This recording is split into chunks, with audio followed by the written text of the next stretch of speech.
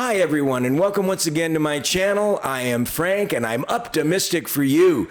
And today we're going to continue discussing the metaphysical science of numerology, the science that is ancient and wise and helps us understand more the vibratory power and the influence of numbers that appear in our names, in our birthdays, and in other aspects of our existence in this incarnation on Earth.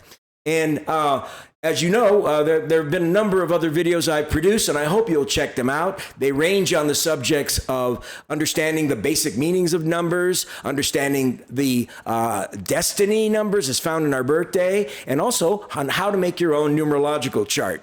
Well, we're moving into different terrain with the subject for today's video, and I'm going to be doing one of these videos for each element represented by the signs of the zodiac. Today we're doing the earth signs. I'm going to talk about the difference between being born in one month versus the other under the aspect of one sign.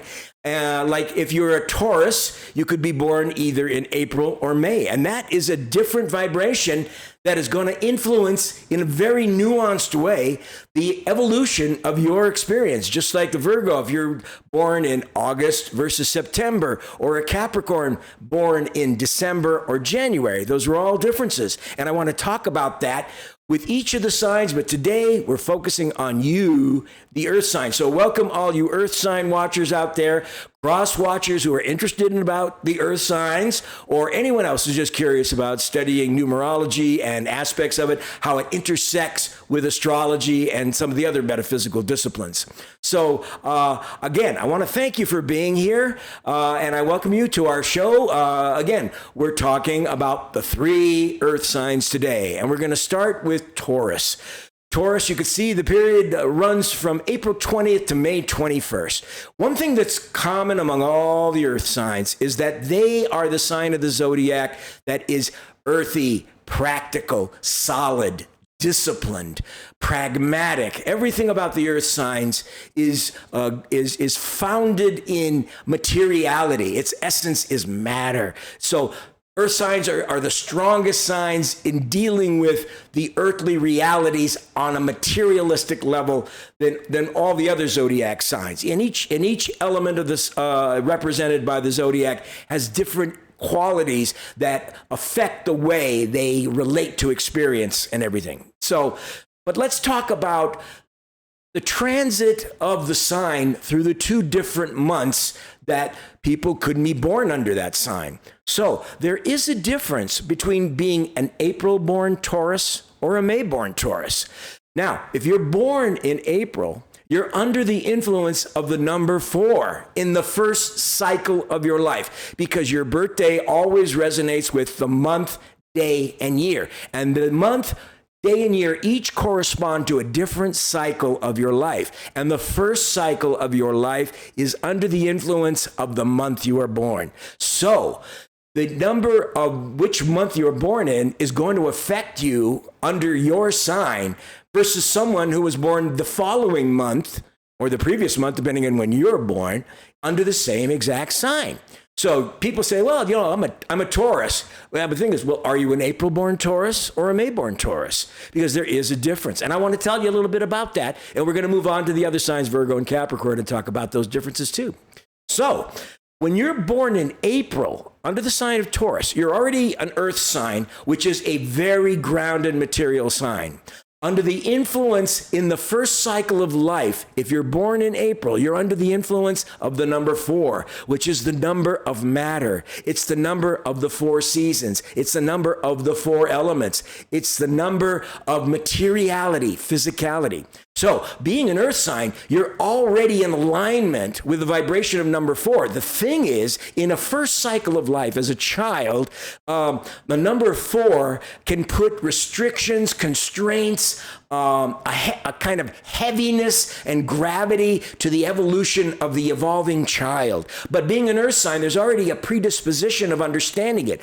Now, depending on the other elements of your sign and in your name and all the other kind of metaphysical elements, that that influence of number 4 can be an intensifying and accelerating factor in the person born under the number 4 and the month of April, or it can be a suffocating influence. So it all depends on a bunch of other stuff, and that's where the nuance comes in numerology, because you don't just take any single number to signify everything. It's always like a collage of all kinds of different numerical influences.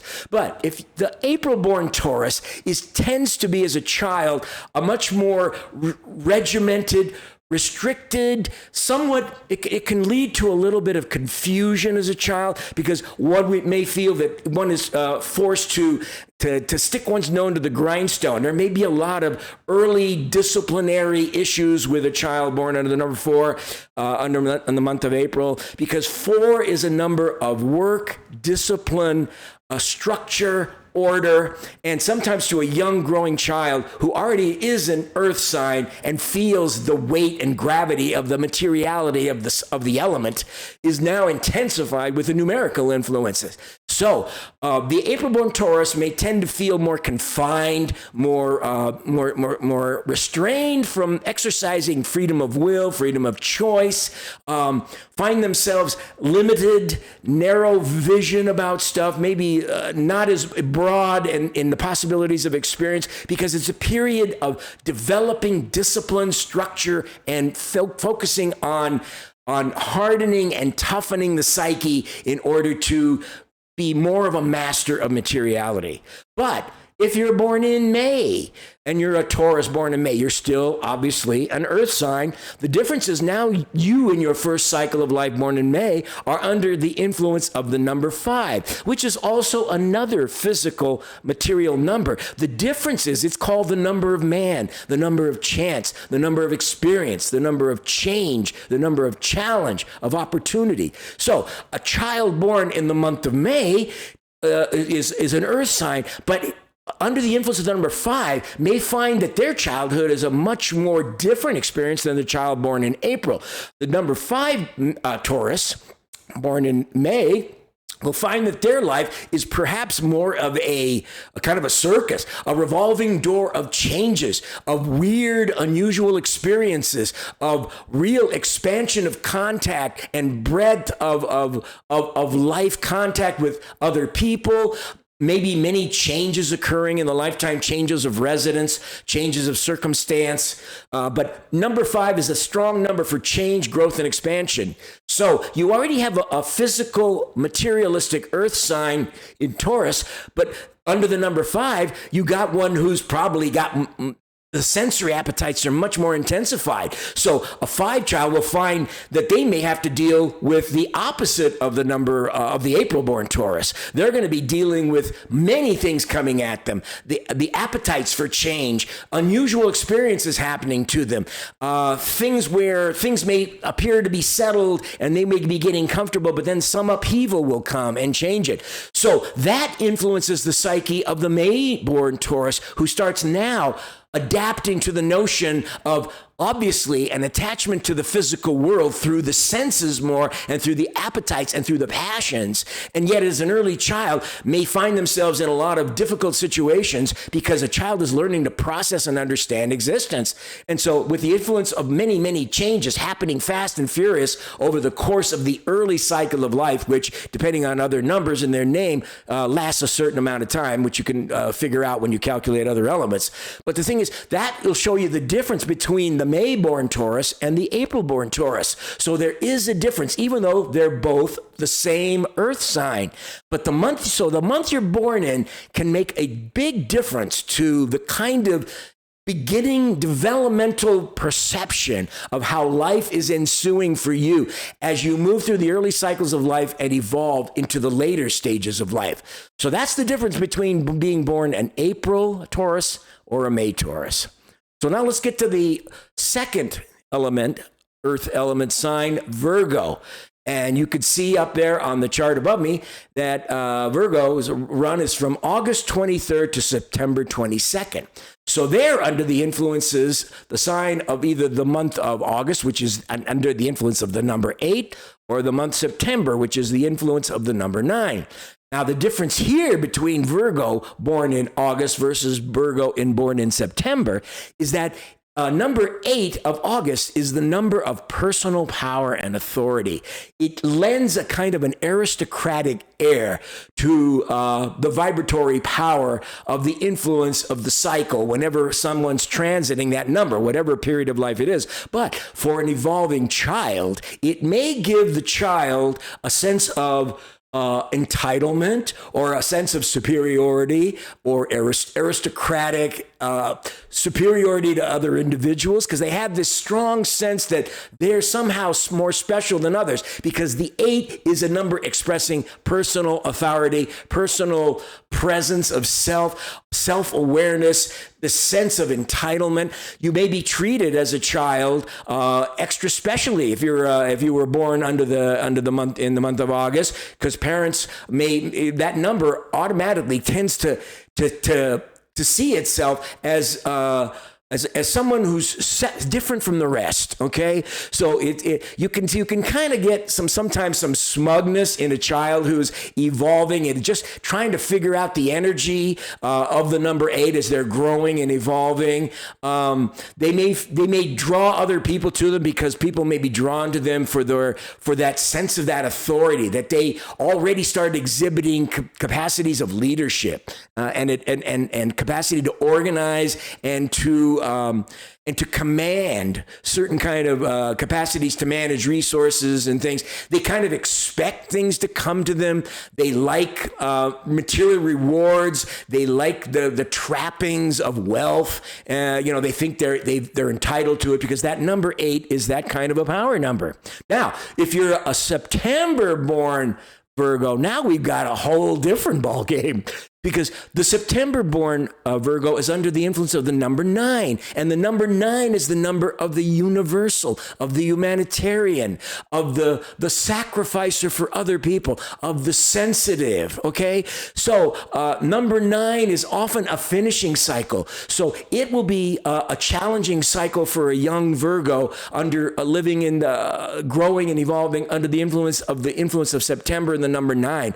Number 9, they may feel that they have always felt like on the outside of things. Number 9 is the number that disappears when you add another number to it. In numerology, you add any number together and you reduce to a single digit to get to a number, right?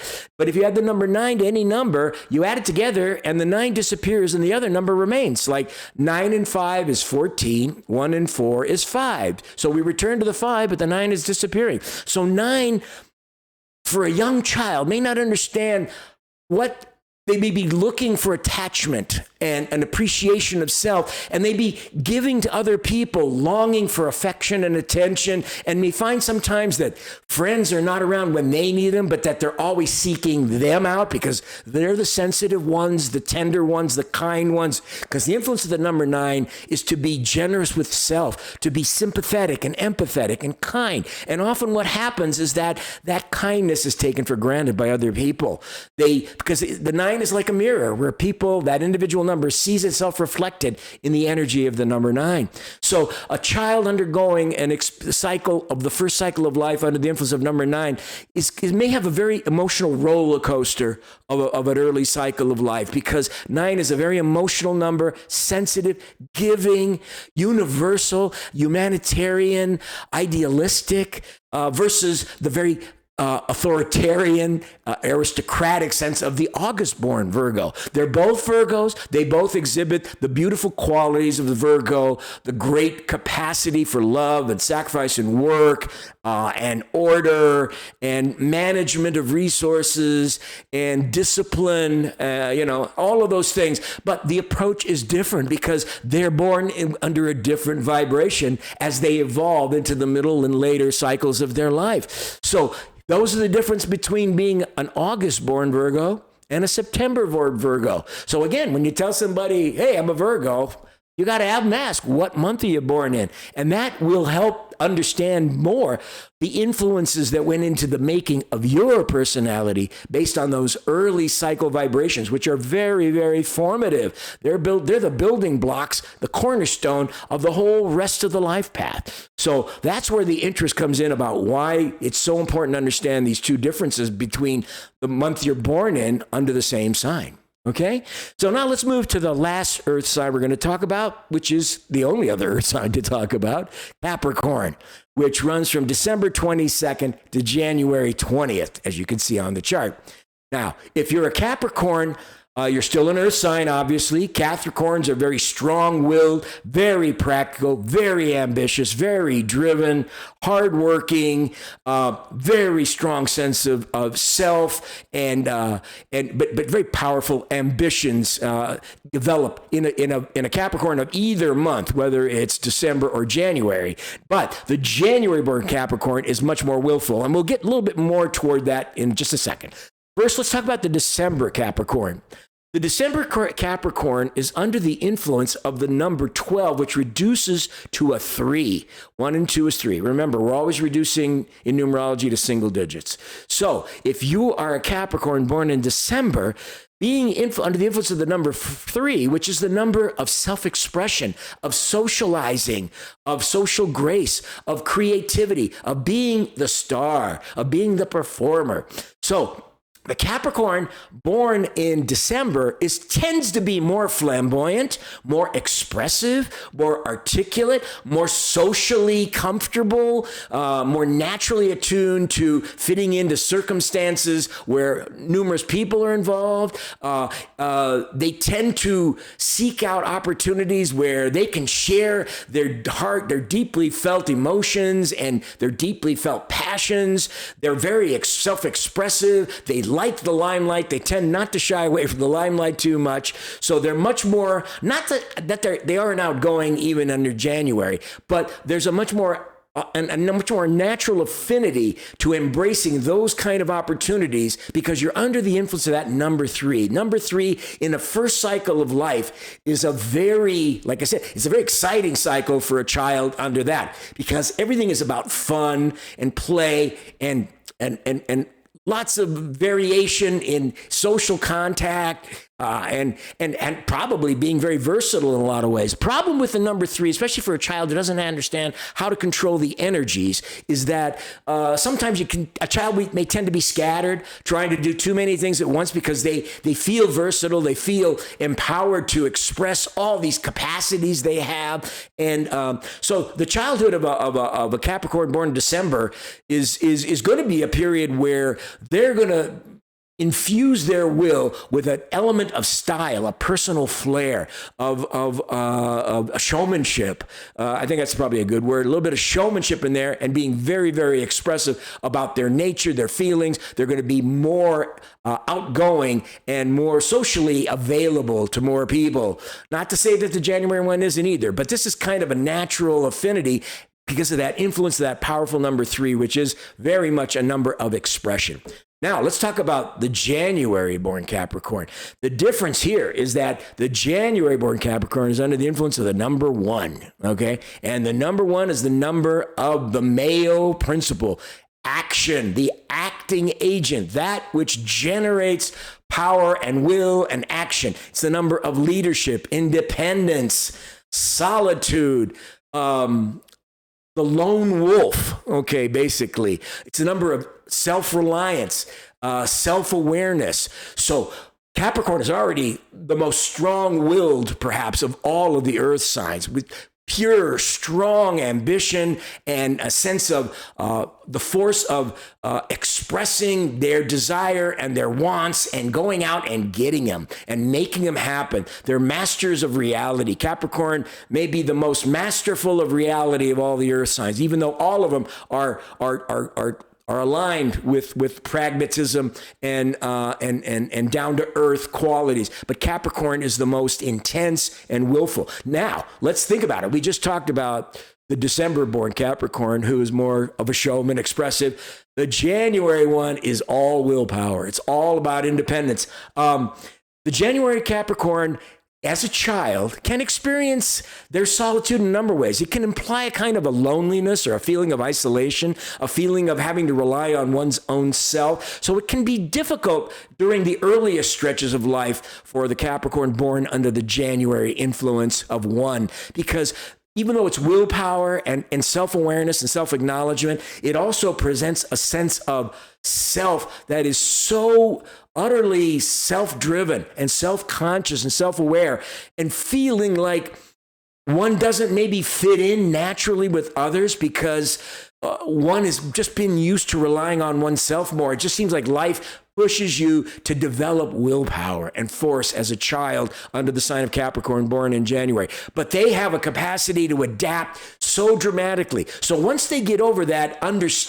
misunderstanding of what they perceive to be as isolation and loneliness, they're going to start transforming it into an empowering agent, allowing them to really come to the full expression of the earthiness, the pragmatism. You're going to see Capricorn children do all kinds of physical stuff. They're going to probably love machines, cars, technology, physical experience, exercise, sports, engagement with the sensory reality, the material reality, which is their playground, okay? And yet driven by their own drive and ambition, which is part of the earth sign that represented by Capricorn, but now intensified with the number 1 energy of self and the male principle of action and drive and ambition and thing. The things they got to learn to be is not to be bullying or overpowering or insensitive to other signs, because Capricorn born in January can be insensitive to the needs of others because the need of self is such a strong, empowering force that it's just a really irresistible impulse especially for a child who doesn't yet have the discipline or the breadth of experience to start understanding how to rein in all these different desires on their part and giving them focus and not understanding completely the consequences of all that expression of energy. But again, so you see the difference between being born in the same sign, but a different month. And it's incredibly important because they are formative influences. They begin the life cycle for each of the members of the group of those signs as they express their materiality, their pragmatism, but they're each influenced by different forces, which gives them a unique slant on how they see their own destiny unfolding through the influence of what they are experiencing under the vibrations of those first month cycles. It's a very, very interesting, nuanced way of looking at your astrological sign if you are an earth sign. And we'll be talking about the other signs, the other elements, the air signs, water sign, and the fire signs in other episodes of numerology. But basically, that's really what I wanted to share with you, and I hope you found it interesting and compelling. If you like what you've heard and you're enjoying what I'm trying to do here and sharing it with you, and you're feeling the vibration, I hope you'll consider subscribing, liking, and sharing, leaving a comment. I really appreciate your support, your interest. We're going to have more great numerology videos. And while we're here, you can see this logo in this corner over here. This is the cover of my volume. I'd like to give a little plug, if I may, to my book of poems. I am also a poet, besides being a numerologist. And my volume of collected poems, which I'm very proud of, is called The Au Revoir of an Enormous Us. It's available at Amazon.com and BarnesandNoble.com. It's almost 500 pages. It includes my complete life's work of over 50 years of writing poetry. And it has all kinds of poems in there about different experiences, travel, love, sorrow, joys, imaginary voyages. And for those of us like you who are interested in metaphysics and other metaphysical disciplines, one thing that might be really of interest, one whole section of my book is called The Arcane Reveries. And it's a series of poems written about the major arcana of the tarot deck, where they're poetic and metaphysical sketches, beautifully illustrated, As you can see, there's there's a sign there, the Empress there. And each poem kind of deals with the 22 cards of the major arcana and kind of gives a perspective about the energies that influence the card, what's expressed, and some sort of poetic sketches suggested by the volume. So I hope you'll consider checking out my book. Like, again, it's available at Amazon.com and Barnes & Noble. And I want to thank you so much for your consideration and your support. And I want to thank you all again for being with me here today. And I just want to remind you that, remember, it's all in the numbers. And I hope you'll be here again for my next video. Anyway, all you earth signs, I hope this was illuminating for you. And cross watchers, I hope this tells you a little bit more about your Taurus, Virgo, or Capricorn who you're interested in. Please be sure to subscribe, like, share, or leave me a comment. I answer every comment. And again, thank you so much for being a part of this journey with me. Thank you. I look forward to seeing you again at our next one. Until then, love and light to all of you. God bless you. Thanks again. Bye-bye.